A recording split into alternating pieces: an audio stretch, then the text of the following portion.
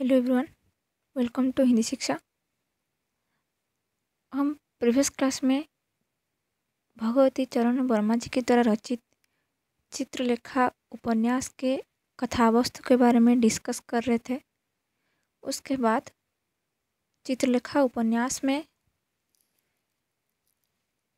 जो पात्र का जो चरित्र है उसके बारे में हम डिस्कस करेंगे। देखिए,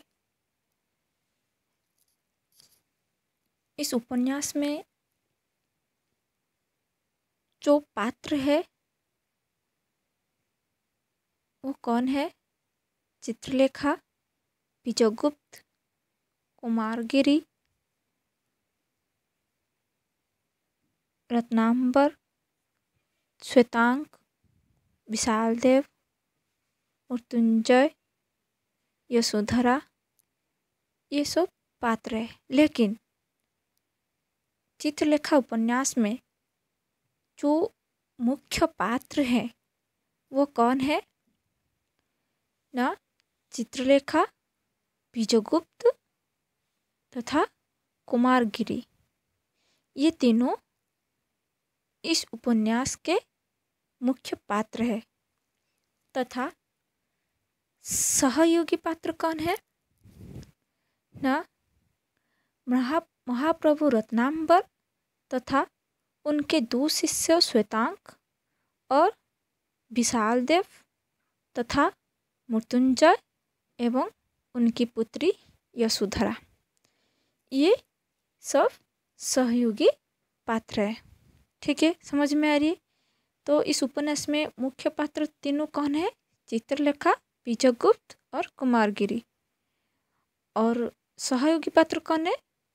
महाप्रभु रत्नांबर, उनके दो शिष्य जो श्वेतांक और विशालदेव है, और मृत्युंजय एवं उनकी पुत्री यशोधरा। ठीक है, तो इस पात्रों के बारे में हम उनके पात्रों के बारे में हम जानेंगे, चर्चा करेंगे कि इन पात्रों के बारे में क्या लिखा गया है। ठीक है, पहले प्रमुख पात्रों के बारे में हम जानेंगे। पहले प्रमुख पात्रों में से कौन आ रही है? कुमारगिरी। ठीक है, तो कुमारगिरी इस उपन्यास के प्रमुख पात्रों में से एक है। वो योगी है और उसका दावा है कि युवा अवस्था में ही उसने जीवन की समस्त वासनाओं पर विजय प्राप्त कर ली है और संसार को उसको विरक्ति है, और अपने मतानुसार उसने सुख को भी जान लिया है और उसमें तेज है, प्रताप है, और उसमें शारीरिक बल और आत्मिक बल दोनों है। जैसे कि लोगों का कहना है कि उसने ममत्व को वशीभूत कर लिया है। ठीक है, और इस उपन्यास में वह भारतीय संस्कृति के उस आदर्श रूप का प्रतिनिधित्व करने वाला पात्र है जो समस्त पाप का मूल वासना को वो समझता है। ठीक है, और उसके अनुसार वासना के कारण ही मनुष्य पाप करता है। और कुमारगिरी का व्यक्तित्व अत्यंत तेजस्वी था, जिसकी शक्तियों से स्वयं रक्तांबर भी अभिभूत है। इसीलिए वो एक जगह यह कहता है कि तुम वास्तव में श्रेष्ठ हो, तुम संसार से बहुत ऊपर उठ चुके हो, अभी तक मैं संसार में ही हूँ, तुम में ज्ञान है, कल्पना है और मुझ में केवल अनुभव है, ये बात कहा है। ठीक है, कुमारगिरी प्रारंभ में अपने ज्ञान और स्वयं के प्रति अहंकारी दिखाई देता है और विनम्रता और उदारता तो कहीं दिखाई ही नहीं देती है। ठीक है, और जिसका पूर्ण परिचय चंद्रगुप्त के दरबार में मिल जाता है, जहाँ चित्रलेखा के तर्कों से समक्ष पराजित होकर भी अपनी पराजय को अपने अहंकार के दंभ में स्वीकार नहीं करता है। इसके साथ ही इसके साथ ही साथ वो क्षुद्र वृत्तियों का दास भी है और पतन के मार्ग बढ़ते हुए चित्रलेखा के शरीर को प्राप्त करने के लिए वो उचित या अनुचित हर प्रकार के संसाधनों का प्रयोग करता है। और विजयगुप्त के यशोधरा के साथ विवाह की गलत सूचना देखकर चित्रलेखा को अपनी वासना का शिकार बनता है। अंत में उसके व्यक्तित्व को चित्रलेखा के शब्द में देखा जा सकता है, जहाँ वो कहती है कि वासना के कीड़े, तुम प्रेम क्या जानो, तुम अपने लिए जीवित हो, ममत्व ही तुम्हारा केंद्र है, तुम्हारी तपस्या और तुम्हारा ज्ञान, तुम्हारी साधना और तुम्हारी आराधना, यह सब भ्रम है और सत्य से कहीं दूर है। तुम अपनी दृष्टि के लिए गृहस्थाश्रम की बाधाओं से कार्यतापूर्वक संन्यास का ढोंग लेकर विश्व को धोखा देते हुए मुख मोड़ सकते हो। तुम अपनी वासना को तुष्ट करने के लिए मुझे धोखा दे सकते हो और फिर तुम प्रेम की दुहाई देते हो। वो समाज के समक्ष जितना ही संयमी और संस्कारित बनता है, उसका आंतरिक पक्ष उतना ही पतित और निम्न स्तर का है। तो ये कथन कुमारगिरी कह रहे हैं, ठीक है। उसके बाद विजयगुप्त के बारे में यदि हम जानेंगे तो विजयगुप्त चित्रलेखा उपन्यास का नायक है, ठीक है। लेखक के उद्देश्य प्राप्ति का वही आधार स्तंभ है। ये वेरी इम्पोर्टेंट कि इस उपन्यास का मुख्य नायक कौन है, विजयगुप्त, और नायिका चित्रलेखा है। तो विजयगुप्त चित्रलेखा उपन्यास का नायक है। लेखक का उद्देश्य प्राप्ति का वही आधार स्तंभ है। तो विजयगुप्त लेखक के उद्देश्य, जो उपन्यास लिखने का उद्देश्य जो प्राप्त किए, वो उस प्राप्ति का आधार स्तंभ कौन है, विजयगुप्त। तो उसके माध्यम से मतलब विजयगुप्त के माध्यम से उपन्यासकार ने, मतलब भगत चरण वर्मा जी ने पाप और पुण्य जैसी व्यापक समस्या को अपनी परंपरा से अलग हटकर एक नवीन दृष्टिकोण देने का कार्य किया है। प्रेम की पवित्रता के साथ साथ उसमें पर्याप्त साहस भी है, जिसके बल पर वह चित्रलेखा को अपनी पत्नी के रूप में सम्मान दिलवाना चाहता है। विजयगुप्त भोगी है, उसके हृदय में यौवन की उमंग है और आंखों में मादकता की लाली है। उसकी विशाल अट्टालिकाओं में भोग विलास नाचा करते हैं और वैभव और उल्लास की जो तरंगों है, उस तरंगों में वो केली करता है और ऐश्वर्य की उसके पास कमी नहीं है और उसके हृदय में संसार की समस्त वासनाओं का भी निवास है और ईश्वर पर उसे विश्वास नहीं होता है और आमोद और प्रमोद ही उसके जीवन का साधन रहता है तथा लक्ष्य भी रहता है। यही कारण है कि योगी रत्नांबर अपने शिष्य श्वेतांग को विजयगुप्त के पास भेजा, यह जानने की क्या जानने की ना पाप क्या है, इसके बारे में जानने के लिए श्वेतांग को विजयगुप्त के पास भेज दिया। किसने? रत्नांबर ने, ठीक है। तो विजयगुप्त का हृदय विशाल है, वो श्वेतांग की गुरु भाई के रूप में स्वीकार कर लेता है और विजयगुप्त चित्रलेखा के एक नर्तकी होने के बाद भी उसे सच्चा प्रेम करते हैं। समाज के विरुद्ध जाकर वो चित्रलेखा को अपनी पत्नी मानता है और चित्रलेखा के लिए वो अपने विवाह का प्रस्ताव तक ठुकरा देता है।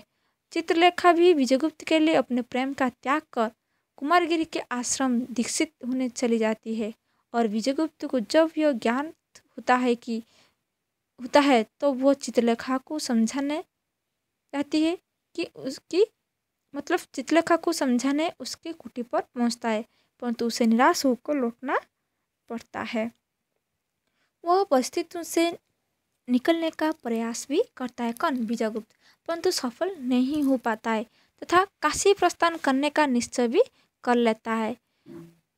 अंत में यह जानकर कि उसके गुरु भाई जो श्वेतांग को यशोधरा से प्रेम हो गया है, वो अपनी सारी धन संपत्ति श्वेतांग को सौंप कर उन दोनों का विवाह करा देता है। तो चित्रलेखा के क्षमा याचना करने पर वो उसे क्षमा भी कर देता है और विजयगुप्त समाज में रहकर सभी चीज़ों का भोग विलास करते हुए भी एक पुण्य आत्मा है। तो यहाँ पर विजयगुप्त के चरित्र में विरोधी वृत्तियों का समन्वय स्पष्ट रूप से देखा जा सकता है कि एक तरफ उसमें प्रेम और वासना है तो दूसरी तरफ त्याग और भोग भी है। यशोधरा और श्वेतांग के संबंध में वो जिस त्याग का परिचय देता है वो उसकी महानता का परिचायक है। ठीक है। और अपनी प्रेमिका चित्रलेखा द्वारा अनेक अक्षम्य अपराध करने के बाद भी वो उसका सम्मान करता है और उसका घर जाता है। वह दृढ़ विचारधारा वाला व्यक्ति है कौन? विजयगुप्त। उपन्यास के अंत में जब चित्रलेखा उसे संसार में पूर्ण खींचना चाहती है तो वो कहता है कि मैंने वैभव छुड़ा है, आपके लिए नहीं, उसे सदा के लिए छुड़ने के लिए मैं तुम्हें भी एक भिखारी के रूप में स्वीकार करना चाहता हूँ। तो इसी प्रकार विजयगुप्त के व्यक्तित्व में प्रेम और त्याग के जिस सात्विकता का जो संचार लेखक द्वारा किया गया है वही उसके व्यक्तित्व को श्रेष्ठता प्रदान करता है। उसका त्याग क्षणिक नहीं, किसी आवेश में लिया हुआ भी नहीं, बल्कि जीवन के विविध अनुभवों में तपा हुआ त्याग है। सबको भोगते हुए उसने इस संसार की असारता का अनुभव किया है। सबको नश्वर मानते हुए ही वो सबका त्याग भी करता है।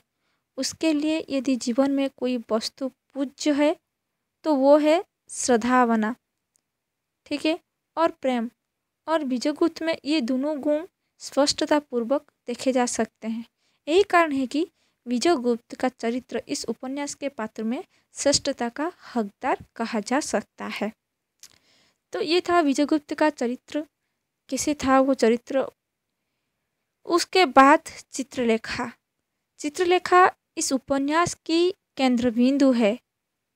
वो एक साधारण ब्राह्मण परिवार की विधवा युवती है जो अपने पारिवारिक संस्कारों में संयमित जीवन यापन करना चाहती है। इसी समय उसके जीवन में कृष्णादित्य का प्रवेश होता है, जहाँ से उसका जीवन अनंत समुद्र में हिंस को ले खाती नाव की तरह बन जाता है।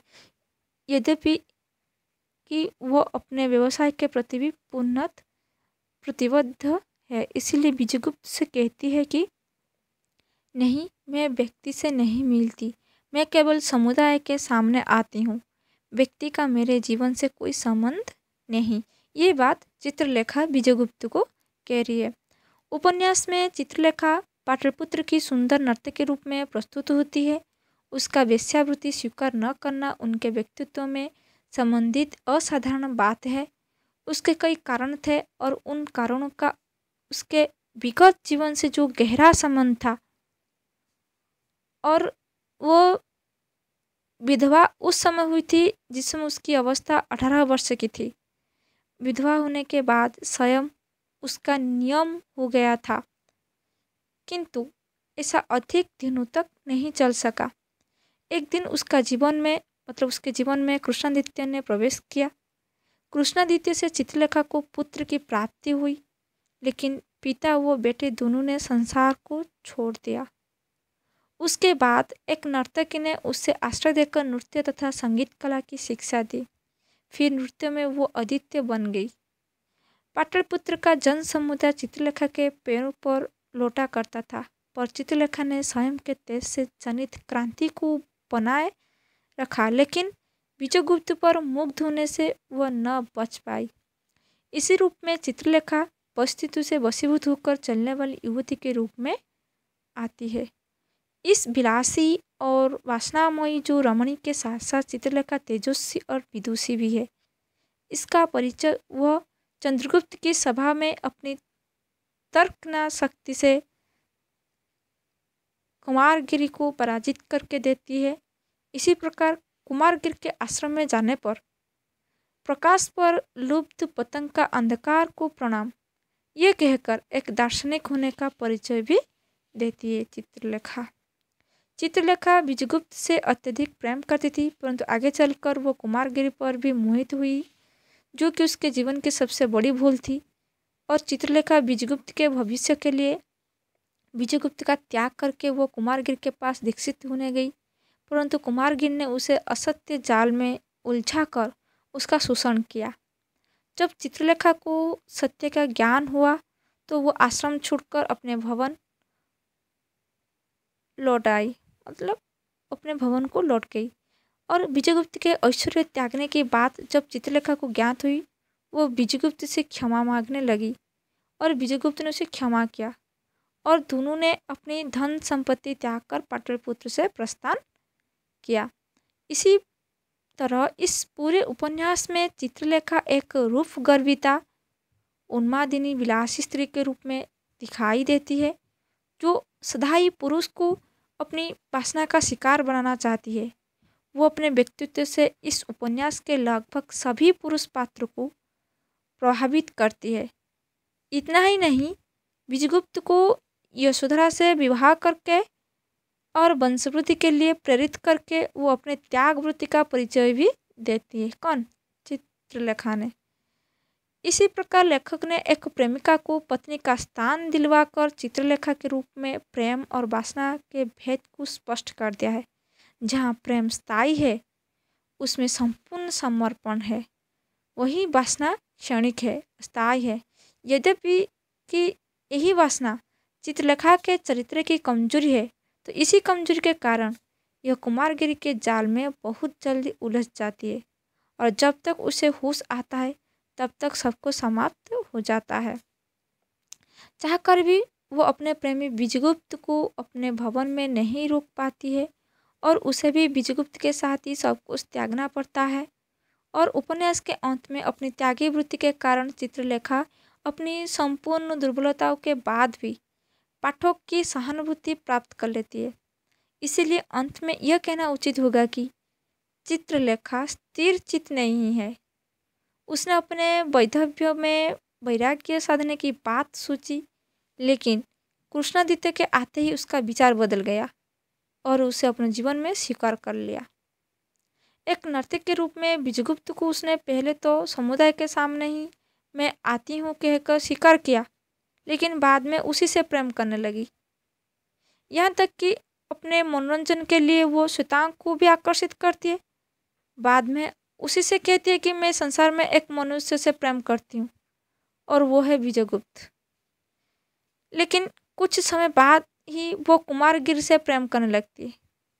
विचार की इसी अस्थिरता उससे और विजयगुप्त को अंत में निर्धन हो जाने की स्थिति में पहुंचा देती है। तो ये थी चित्रलेखा की चरित्र। ठीक है। उसके बाद जो महाप्रभु रत्नांबर है वो एक योगी है। उनके दो शिष्य है, वो कौन है? श्वेतांग और विशाल देव। श्वेतांग तथा विशाल देव के मन में एक प्रश्न उत्पन्न होता है कि पाप क्या है। इसी प्रश्न के उत्तर के लिए रत्नांबर ने श्वेतांग को समाज के विषय में ज्ञात करने के लिए विजयगुप्त के पास तथा विशाल देव को योगी कुमारगिर के पास भेज देता है और अपने शिष्यों के मन में उठे प्रश्न का समाधान करना था। इसीलिए उन्होंने अपने शिष्यों को 1 वर्ष समय देकर समाज में भेज दिया। तो ये थी महाप्रभु रत्नांबर। उसके बाद श्वेतांग का चरित्र क्या है ना? श्वेतांग रत्नांबर का शिष्य है। पाप क्या है ये जानने के लिए वो विजयगुप्त के पास आया। वो मदिरापान नहीं करता, परंतु चित्रलेखा के प्रति आकर्षित होकर चित्रलेखा के बोलने पर वो मदिरापान कर लेता है तथा वो चित्रलेखा के प्रति आकर्षित भी होता है, परंतु चित्रलेखा के इनकार के बाद वो यशोधरा पर मोहित होता है। अंत में विजयगुप्त अपनी सारी धन संपत्ति श्वेतांग को सौंपकर यशोधरा से उसका विवाह करा देता है। और श्वेतांग के रूप में लेखक ने ऐसे पात्र की सर्जना की है कि जो सांसारिक मोह माया के जाल में बड़ी सरलतापूर्वक फंस जाता है, जिसका अंतःकरण राग द्वेष आदि सभी सांसारिक आकर्षण में वशीभूत हो जाता है। कौन? श्वेतांग ने। तो यही कारण है कि जो विजयगुप्त उसके गुरु की भूमिका में है, उसी की होने वाली पत्नी यशोधरा से विवाह करने के लिए आतुर हो जाता है और विजयगुप्त की इच्छा के विरुद्ध अपने उद्देश्य की पूर्ति करने की योजना में लगा दिखाई देता है। तो चित्रलेखा के प्रति उसका आकर्षण भी उसके चरित्र की ही कमजोरी है। जो व्यक्ति उसका आश्रय देता है, उसकी अनुपस्थिति में उसी की प्रेमिका के प्रति आसक्ति एवं लंपट पुरुष की पहचान कर देती है। कौन? सुतांग ने। उसके बाद विशाल देव के बारे में यदि हम चर्चा करेंगे तो विशाल देव रत्नांबर का भी एक शिष्य है। महाप्रभु रत्नांबर ने पाप का पता लगाने के लिए विशाल देव को कुमारगिरी के पास भेज देता है और विशाल देव कुमारगिरी और चित्रलेखा को समीप आते देखता है और उस तरफ कटाक्ष भी करता है। वो कुमारगिरी से अत्यधिक प्रभावित रहता है क्योंकि कुमारगिरी ने ममत्व पर विजय प्राप्त कर ली थी। वो जीवन के अनुभव से पूर्णतः रिक्त है और स्वयं से क्षेत्र में आंखें बंद करके चलने वाला है। यही कारण है कि वो कुमारगिरी के आश्रम में रहकर भी कुमारगिरी के आंतरिक मनोभावों से परिचित नहीं हो पाता है। इसीलिए उपन्यास के अंत में कुमारगिरी को श्रेष्ठ और संयमित जीवन यापन करने वाला व्यक्ति बताता है। उसके बाद मृत्युंजय के बारे में यदि हम कहेंगे तो मृत्युंजय कौन है? ना पाटलिपुत्र के वयोवृद्ध सामंत है। ठीक है, उसके पास धन ऐश्वर्य की अधिकता है। उसकी पत्नी की मृत्यु हो चुकी है। उनकी एक सुशील कन्या है, वो है यशोधरा। और मृत्युंजय की इच्छा थी कि उनकी बेटी यशोधरा का विवाह विजयगुप्त से हो, परंतु विजयगुप्त ने यह प्रस्ताव ठुकरा देता है। विजयगुप्त और मृत्युंजय के संबंध अच्छे थे। जब विजयगुप्त ने श्वेतांग के साथ यशोधरा के विवाह का प्रस्ताव रखा तो पहले तो मृत्युंजय ने इनकार कर दिया, परंतु विजयगुप्त द्वारा अपनी सारी संपत्ति श्वेतांग को दे देने पर वो उनका विवाह संपन्न करा देता है। इससे पता चलता है कि मृत्युंजय के लिए संस्कार और मर्यादा से अधिक महत्वपूर्ण क्या है? धन है। और उसके बाद यशोधरा के बारे में यदि हम जानेंगे तो मृत्युंजय की एकमात्र संतान है। वह अति सुंदर, पवित्र, चंचल तथा नादान कन्या है और उपन्यास में वो सत्य का पक्ष लेने वाली नारी है। वो विजयगुप्त की तरफ आकर्षित है और अपने पिता की तरह ही वो भी उससे विवाह कर लेने के लिए भी उपाय करने को तैयार है। सादगी से परिपूर्ण उसका व्यवहार सराहनीय है, लेकिन चित्रलेखा की चंचल अदाओं के समक्ष विजयगुप्त को प्रभावित करने में असफल हो जाता है और अपनी बातों में वो बिल्कुल सतर्क और संयमित दिखाई देती है। पुरुष वर्ग के प्रति एक स्वाभाविक आकर्षण उसके चरित्र में भी दिखाई देता है। इसी प्रकार इस उपन्यास में लेखक ने पात्र की सर्जना आवश्यकता अनुसार तथा कथा के अनुरूप में ही किया है और उपन्यास के सभी पात्र अपनी भूमिका का बखूबी निर्वाह करते दिखाई देते हैं। ठीक है, ये थी उपन्यास के पात्र चरित्र चित्रण। ठीक है, उनके चरित्र के बारे में देखा कि उनके चरित्र में क्या क्या है। ठीक है, तो समझ में आ रही है। तो हम नेक्स्ट क्लास में